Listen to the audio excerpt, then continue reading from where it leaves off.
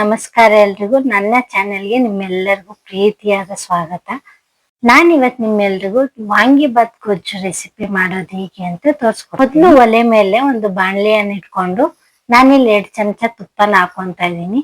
ನೀವು ತುಪ್ಪ ಜಾಸ್ತಿ ಹಾಕೊಂಡ್ರೆ ಇನ್ನ ಟೇಸ್ಟ್ ಚೆನ್ನಾಗಿ ಬರುತ್ತೆ.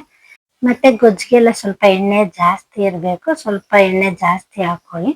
ನೀವು ಯಾವ ಅಳತೆ ಪ್ರಕಾರ ಮಾಡ್ಕೊತೀರ ನೋಡ್ಕೊಂಡು ಹಾಕೊಳ್ಳಿ. ಮತ್ತೆ ಇಲ್ಲಿ ಎಣ್ಣೆ ಕಾದ ನಂತರ ಸಾಸಿವೆ ಚಟಪಟ ಅಂತ ಸಿಟ್ಟ ನಂತರ ಕರ್ಬೇವಿನ ಸೊಪ್ಪು ಮತ್ತೆ 2 ಮೀಡಿಯಂ ಸೈಜ್ ಈರುಳ್ಳಿನ ಸಣ್ಣದಾಗಿ ಹಚ್ಚಿ ಹಾಕೊಂಡಿದ್ದೀನಿ. ಈರುಳ್ಳಿ ಬಾದ ನಂತರ ಟೊಮೆಟೊ ಒಂದು 5 ಸಣ್ಣದಾಗಿ ಹಚ್ಕೊಂಡಿದ್ದೀನಿ, ಮೀಡಿಯಂ ಸೈಜ್ ಟೊಮೆಟೊನ.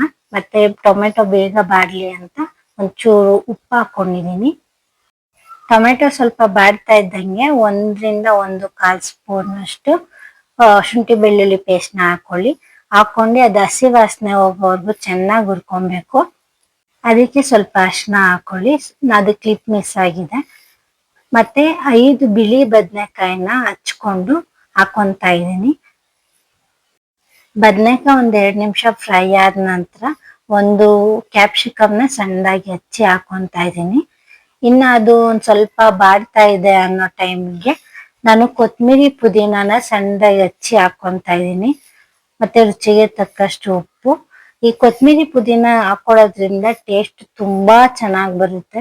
ಇದು ನಮ್ಮ ಅತ್ತೆ ನನಗೆ ಹೇಳ್ಕೊಟ್ಟಿರೋ ರೆಸಿಪಿ. ಅವರು ಯಾವ್ದೋ ಫಂಕ್ಷನ್ಗೆ ಹೋದಾಗ ಭಟ್ರ ಹತ್ರ ಕೇಳಿ ಕಲ್ತ್ಕೊಂಡಿರೋದಂತೆ. ಈ ಟೇಸ್ಟ್ ಮಾತ್ರ ತುಂಬಾ ಚೆನ್ನಾಗಿ ಬರುತ್ತೆ, ಟ್ರೈ ಮಾಡಿ.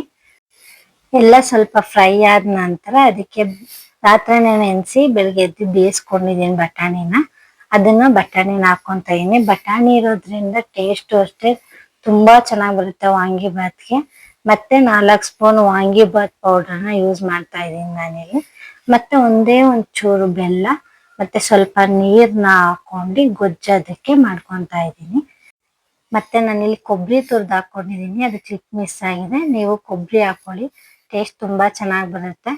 ಅಂಡ್ 10 ನಿಮಿಷ ಬೆಂದ ನಂತರ ಗೊಜ್ಜನ್ನ ಆಫ್ ಮಾಡ್ಕೊಂಡ್ರೆ ಆಯ್ತು. ನೀವು ಇದು ಗೊಜ್ಜನ್ನ ಬಿಸಿ ಅನ್ನಕ್ಕೆ ಕಲ್ಸ್ಕೊಂಡು ತಿಂದು ಟೇಸ್ಟ್ ಮಾಡಿ ಹೇಗಿತ್ತು ಅಂತ ಕಮೆಂಟ್ ಮಾಡಿ. ಇಷ್ಟ ಆದ್ರೆ ಶೇರ್ ಮಾಡಿ, ಸಬ್ಸ್ಕ್ರೈಬ್ ಮಾಡಿ. Thank you.